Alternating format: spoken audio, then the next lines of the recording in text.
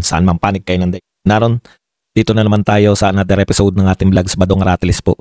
Pag-uusapan natin ngayon, ito po, no, yung sagutan po, balikan, back to you.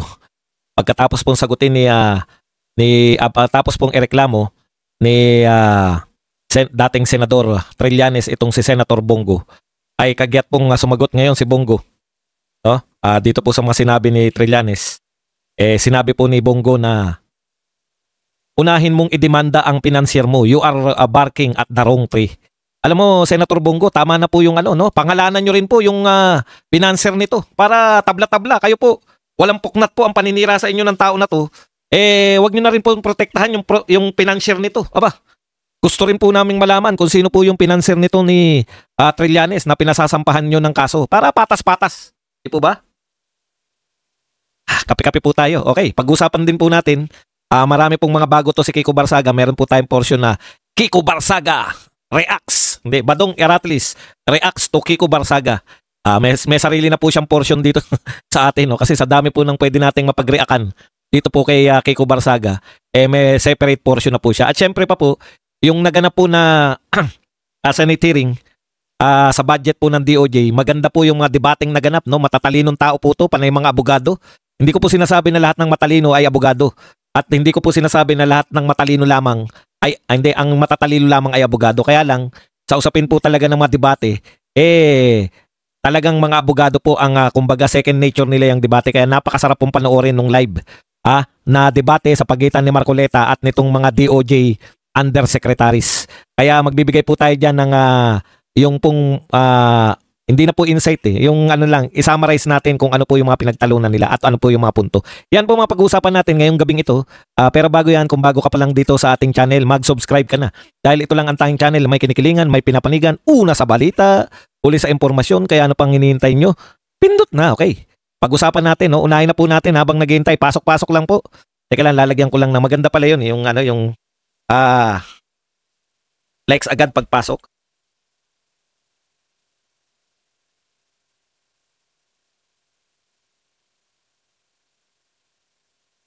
Ipipin ko lang to. Kita nyo, ang tagal ko ng vlogger. Ngayon lang ako natututong magpin. Okay. Konti pa lang tayo. Okay na yan. Wala namang problema kung konti o marami. Tadami din yan. Pag hindi dumami, ang tawag natin dyan ay malas. Anong magagawa natin kung hindi dumami? Okay, pag-usapan na po natin. No? Kanina po hapon, kaninang hapon po ay nagkaroon po ng hearing yung DOJ at nagkaroon po ng debate, no, yung mga DOJ OIC at Undersecretary dito po kay Senator Marcoleta. Ang pinagtalunan po nila tatlong bagay, no. Una po, yung pong pagbibigay po ng anong tawag dito? Witness Protection Program sa mga diskaya. Ikalawa po, yung ikatlo po yung kay Tatay Digong, yung pagpapadala po sa dahig na pangunahin pong tao dyan o pangunahin pong pinaka-utak dyan ay si dating DOJ Remulla. Tapos yung isa nakalimutan ko, ano ba isa? So, yung Bendalo. Okay, unahin na natin yung Bendalo kasi wala naman silang pagtatalo doon kasi gustong talakayin ni Marcoleta itanong sa DOJ. Yung dati kasing DOJ Secretary ay umayon dito po sa tolongges na senador sa sinabi nito na sometimes we have to bend the law to please people. Is that right? Mr. Secretary? Sinagot po yan ng DOJ Secretary na yes sir. So, tinanong lang po ni Marcoleta kung ang setup po ng Secretary ngayon, yung OIC Secretary ng DOJ at mga taga-DOJ po. Ano na po, no? Sabi po nila, hindi po kami naniniwala na sometimes we have to bend the law. At binigyan po ng mga ano yan ni Senator Marcoleta. Kasi nga naman, tama yun. Kung sumagot po sila na sometimes we have to bend the law, may mga nananawagan po sa kanya o may mga nagtatanong kung pwede po bang hindi na kami magbayad ng tax kasi to please people, di ba?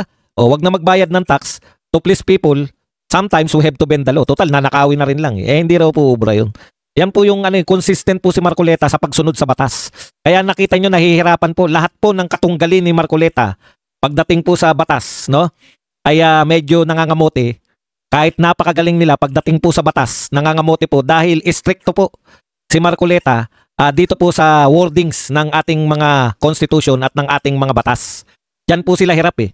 Lagi ko po naririnig kay Marcoleta, yung opinion mo, hindi yan uubra dahil hindi po pwedeng mangibabaw ang opinion sa sinasabi ng batas. Lagi po yan, no? Kung ano ang naroon sa batas, kung ano po ang nasusulat, yun po ang dapat masunod. So wala pong nangyaring pagtatalo doon sa Bendalo ni Tulfo. Kasi mali po talaga kahit saan po daanin bilang DOJ personnel, DOJ Undersecretary or DOJ OIC. Hindi po sila po pwedeng umayon sa sinabi na ito ng isang medyo may pagka-matalino. Medyo may katalinuhang senador na nagngangalang Senator Erich Sylvester Tulfo. Dahil po mapapahamak po ang bansa. Pag ang mga tagagawa po ng bansa batas natin ay pwede pala nilang interpret na sometimes we have to bend the law. Hindi po uubra yan. Okay. So sa pangalawa pong pinagtalunan nila, dito medyo mainit po yung pagtatalo, no? Sa biglang tingin, may punto po. No? Kaya lang kung istrikto sila sa batas, hinahanapan sila ni Marcoleta eh. Dito po sa may tinatawag nating Witness Protection Program. By now, siguro nung una, hindi natin alam mga requisitos ng batas, hindi natin alam kung sino yung mga qualified at mga hindi qualified na maging Witness Protection Program o maging state witness. Nakakatuwa yung mga Pilipino na nagtutunog nagtutunog Amerikano. Okay. So dito po sa Witness Protection Program, ipinagpipilitan ng mga DOJ personnel na tama po si Secretary Remulla o na ngayon ay Ombudsman Remulla, na tama po siya sa pinagpipilitan niyang restitution. Hinahanapan sila ni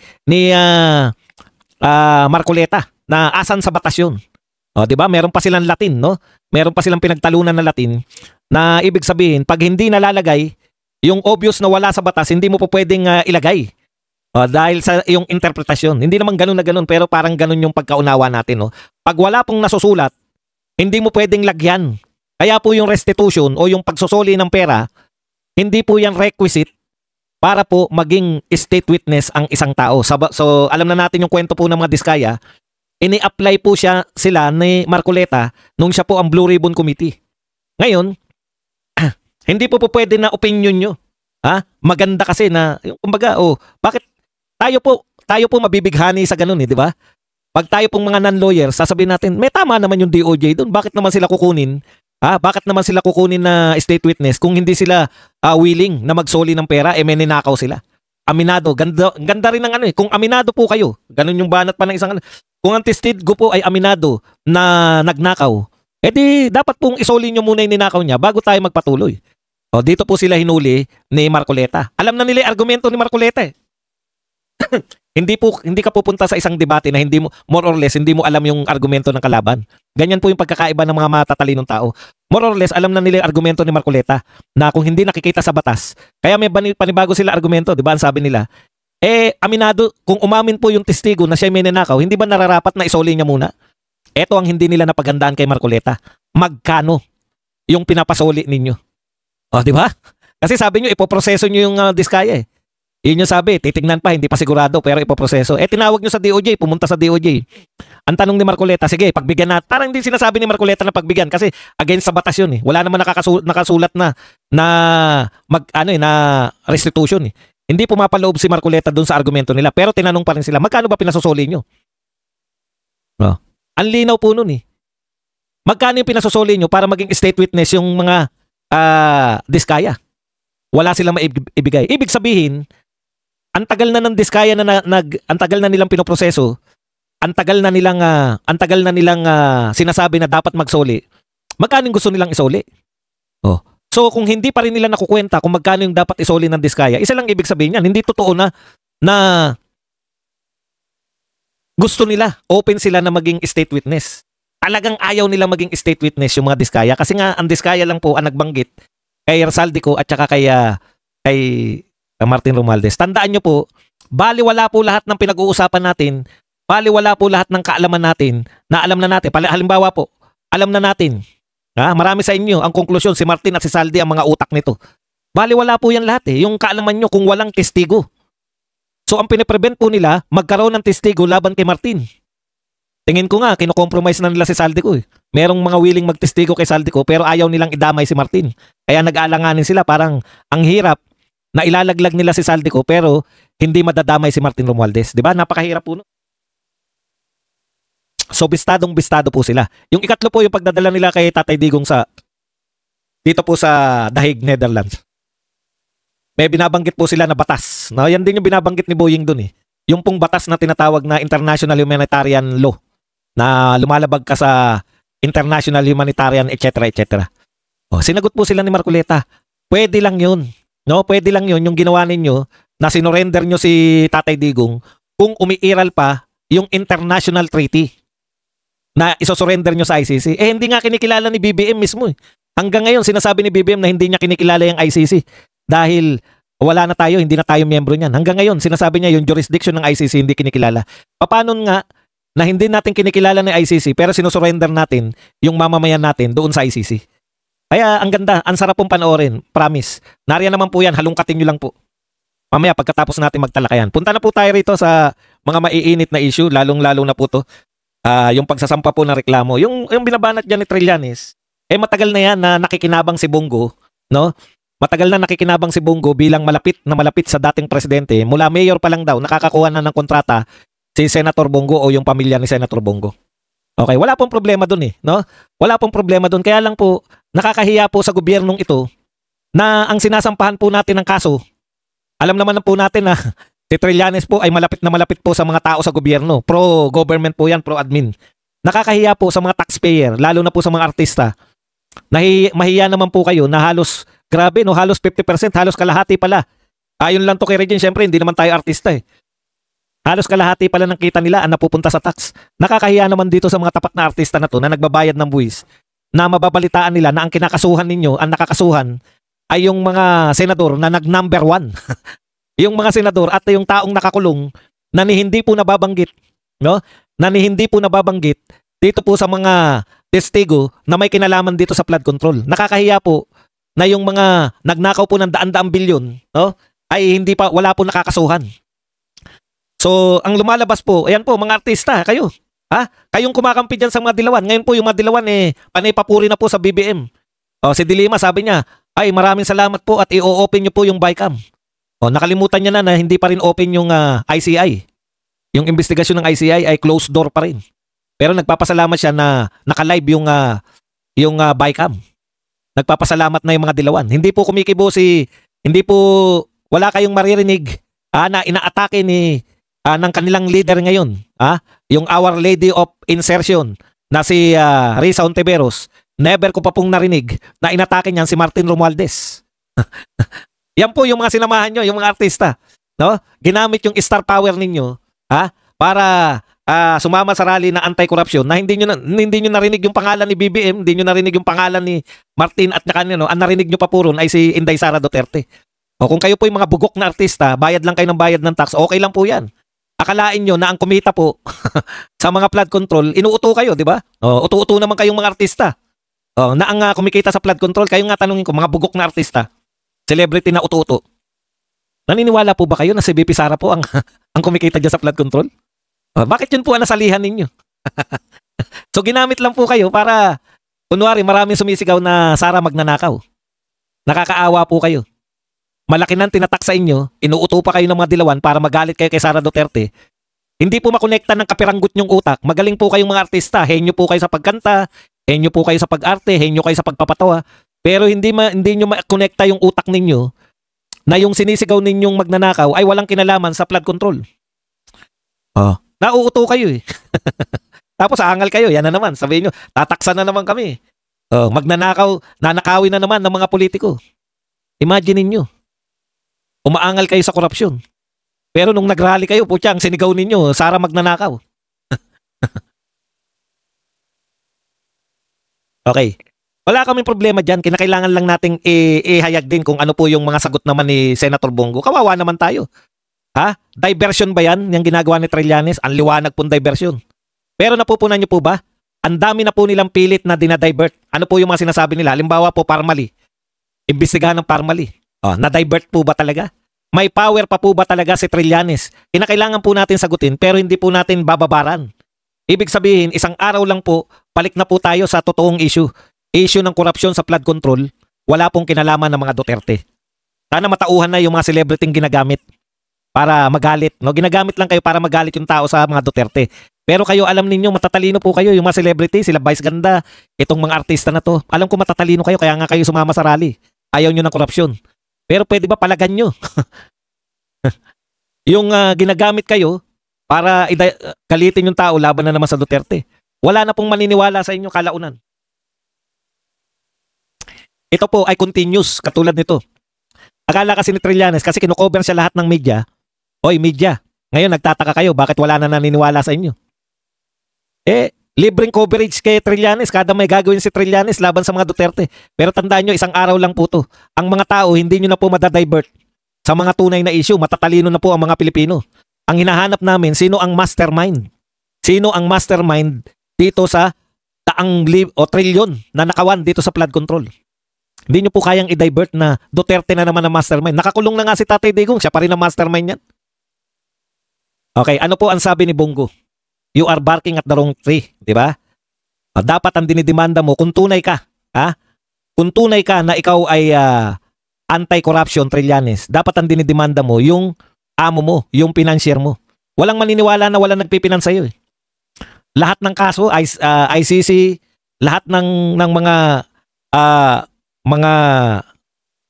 ikaw ang tagahagilap ng mga testigo laban dito sa mga sa ICC. Ngayon, ikaw pa tagasampa mismo ng kaso dito kala Bongo. Tapos lahat yan, bulsa mo lang lahat yan. Pero Bongo, isa lang pakiusap namin, no? Gusto rin namin makilala ikaw naman, number 1 senador ka. Dapat sinasabi mo rin. Bawal din ba sabihin yung mga pangalan ng financier niyan? Sabihin mo naman, di ba? Yan lang naman minsan, hinahamon ka rin namin. Napangalanan mo yung financier ni Trillanes. Kasi hanggat tinatago mo rin yan, yung pangalan na yan, wala rin Hindi namin kilala, kami mga vlogger Hindi namin kilala. Maniniwala naman kami sa'yo, Senator Bongo Kaya lang, hindi namin mabanatan yung financier ni Trillanes kasi hindi rin namin kilala Hindi rin kilala ng mga tao. Kung sino yung financier ni Trillanes na gumagasto sa kanya para siraan ka. Siraan ng mga Duterte. Okay, punta po tayo rito sa sa mga iba pang balita. Ito po, si Boying Remulla, sumakay naman po dito. Boying Remulla sees useful leads in Trillanes plunder complaint versus Rodi Duterte and Bongo. Tandaan po ninyo, lahat po ng diversion, sasakyan po nito ni Remulla. Sinakyan niya yung Parmali, wala nangyari.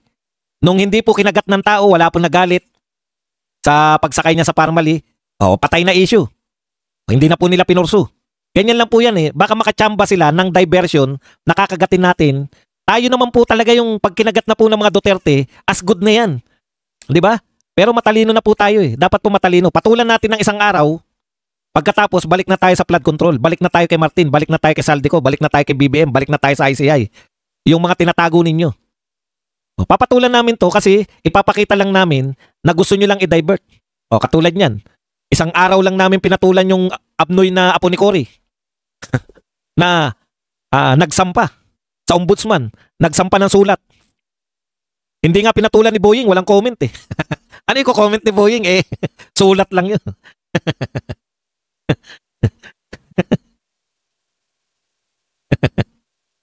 Nakakatawa, di ba? Kung matinuba naman ang utak sasabihin mo, nagsampa ako ng sulat. Puta, nagsampa ng sulat. Tapos yung lahat ng media, kinover, nagsampa ng sulat.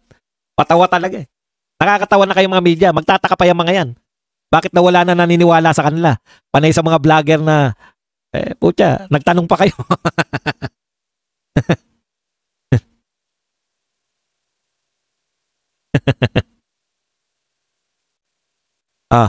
Punta na po tayo rito sa iba pa.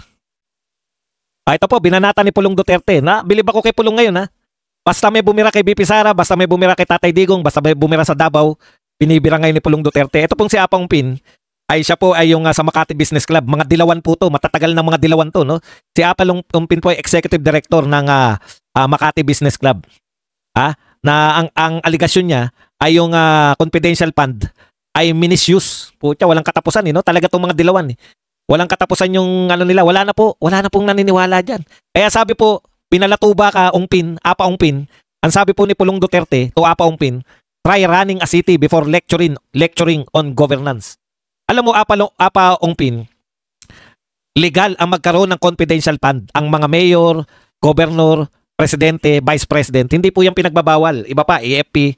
Kailangan po yan sa paglutas ninyo. Marami pong mga criminal element, marami po, lalo na po sa Davao, no? Before po yung mga Duterte, ang Davao City po ay pinamumugaran hindi lang po ng mga kriminal, kung hindi po ng mga insurgents. O, wala kang alam kasi nasa Makati ka lang eh. Wala namang insurgent dyan sa Makati. Di ba? Sa makatuwid, mga kapatid, ginagamit po yan mga confidential fund, kaya po sanay si BP Sara na gumamit niyan, hindi po para nakawin. Kasi po ang totoong magnanakaw, lahat po yan. Kita nyo naman si Martin, no? Hindi ko sinabing magnanakaw si Martin, sabi ko tignan nyo lang si Martin. Tignan nyo lang si Martin. Eto tanong ko, bakit confidential fund lang ang inisyu ninyo kay BP Sara? Bakit hindi nyo siya inisyuhan ng mga hindi confidential fund? Mas malaki po yung pondo sa DepEd at OBP na lantad na pwede nyong tanungin si BP Sara. Bakit sa confidential fund kayo sumentro? Ano logic nun? Kasi hindi kayo sasagutin ni BP Sara. Hanggat hindi kayo sinasagot ni BP Sara sa confidential fund, mababanatan nyo siya. Ang banat nyo lang naman, kita nyo na, ayaw sagutin. Bakit may tinanong ba kayong ibang ahensya tungkol sa confidential fund? Tinanong nyo ba yung presidente paano niya ginastos? Hindi rin kayo sasagutin. Kaya hindi kayo nagtatangkang magtanong sa presidente paano ginagamit yung confidential fund. Tinanong nyo sana, paano mo ginamit yung BP Sara, yung libreng sakay? Kaya kayong sagutin kasi hindi naman confidential yun eh. Bakit hindi nyo tinatanong? Ang magnanakaw, nanakawan niya lahat ng pondo, hindi siya mamimili ng pondong nanakawan. Hindi ba Martin? Marpil? Bakit yung mga hindi pwedeng ipaliwanag? Bakit hindi pwedeng ipaliwanag? Bakit yung mga hindi pwedeng ipaliwanag ang tinatanong ninyo? Ang gusto nyong ipaliwanag? Wala naman kayong ibang tinanong ng confidential fund kundi si Vice President lang. Alam na po ng mga tao yan. Tandaan po ninyo, ang may control po, yung nakakarami, kami po yung nakakarami, yung mga Duterte supporters po. Naunawaan nga ni Oliva yan. Kaya nga nagsosorry si Oliva di ba? Dahil ang dami nag-unsubscribe sa kanya.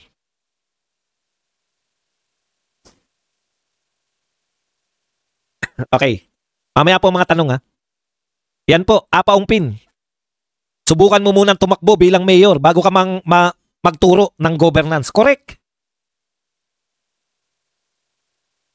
Martin Romualdez transfers 130 million US property to corporation for just $1. Ito po balita ng Rappler. Mayroon pong pag-aari na 130 million sa US property to si Martin Romualdez. Transfer niya sa korporasyon na pag-aari rin nila.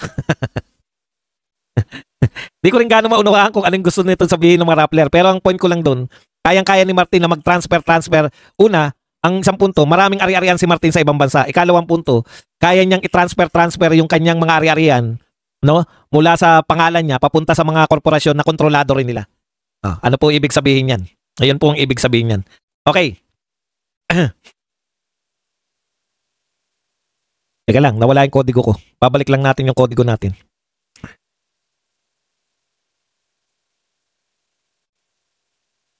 Punta na po tayo ngayon dito po sa ating Badong Aratilis reacts to Kiko Barsaga. Ay eto, may nakalimutan pala tayo. Hindi ko lang natantusan. Maganda po to. Nasa na ba yun? Ito po ang sinabi ni okay. Wala tayong balita sa Maharlika Fund, di ba? O alam lang na parang sindikato pa lang ano yan. Ito po ang sinabi po ni Attorney Rowena Guanzon sa balita po ngayon. Kapapasok-pasok lang po. Convicted fraudster, consultant umano ng Maharlika Fund. Yung pong consultant ng Maharlika Fund na matagal na nating hinahanap kung nasaan ay taga-ibang bansa po. Teka lang para makilala natin.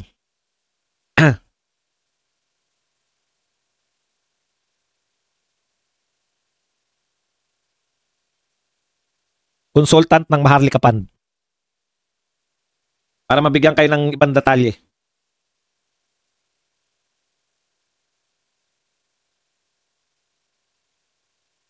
Ito po ay balita po ng Politico. Ayan, galing po sa Politico.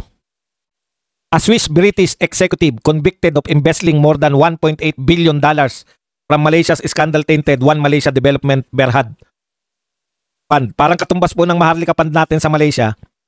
Convicted po to. Ibig sabihin po, na patunayan na ito po ay isang manggagancho. No? Ginancho niya po yung parang Maharlika Fund ng Malaysia, yung One Malaysia Development Berhad. Ito po ay convicted. Alam niyo na ibig sabihin ng convicted, di ba? Dahil po sa panggagancho ng 1.8 billion, no? Dollars. Laki, no? Okay. Ay reportedly resurfaced in Manila. Ito po ay nakita po na muling, kasi siyempre nagtatago siguro to o hindi natin alam kung nakulong to, ano. Ay muli pong lumitaw sa Maynila. This time, sa pagkakataong ito, ay isang consultant for the Maharlika Investment Corporation, the manager of the Philippine Sovereign Wealth Fund. So siya po yung nagmamanage ng lintik na Maharlika Investment Fund. Isa pong convicted na mandarambong, mandurugas. Yan po ang nagmamanage. Kaya expect nyo po na pinatatakbo po yung ating Maharlika Fund na parang kriminal, no? Parang pondo ng mga kriminal na maaaring kumikita yan pero hindi natin alam kung paano kumikita yan. Kaya pala wala tayong kabali-balita, no? Yan po ay balita po mula dito sa politiko. Ito po, may picture pa eh. A Swiss British, yan po ay na nagtago. Ang pangalan po niya ay Patrick Mahoney. So siya po yung convicted na manggagancho dito po sa Malaysia. Ay siya po ngayon na nagmamanage ng pera natin sa Maharlika Fund. Kaya pala wala tayo, hindi natin alam kung saan ini-invest niyan. Grabe, no? Yan po ang ating, punta na po tayo rito sa ating pong Kiko Barsaga Presents. Yan. Ang mga latest pong post nito ni Kiko Barsaga. Ito po, the Villar family must understand that whether they like it or not, the perception of their private businesses directly affects the public perception of them as elected officials. The money that they must spend in fixing Prime Water is an investment in repairing their public image for future elections. Correct na correct ka dyan, Kiko Barsaga. Kaya ang hirap po mag-all out support dito sa sa mga Villar dahil po sa Prime Water. Halos lahat po na may Prime Water, problema yan, no? Problema po, inaangal po talaga yung Prime Water. Ito naman po ang post ni Kiko Barsaga dito po kay Senator JB Ejercito. We are okay, wala kaming naging masamang tinapay. Yan po, wala daw silang masamang tinapay ni Lacson. Yung last na conversation I had with Senator Ping, meron akong mga sinuggest na ipaimbita. Ito naman po ang sagot ni Kiko Barsaga. May sinuggest kang ipaimbita o may sinuggest kang budget insertion? Loko talaga to si Kong Kiko eh. Ito pa po ang isa pang intriga. Intriga pero nakabase po sa katotohanan. According to intelligence reports, Senators Tito Soto, Ping Lacson, and JB Ejercito met with the Discayas before Senator Lacson agreed to return to the Blue Ribbon Committee. Yan po ay breaking news dito po kay Kiko Barsaga.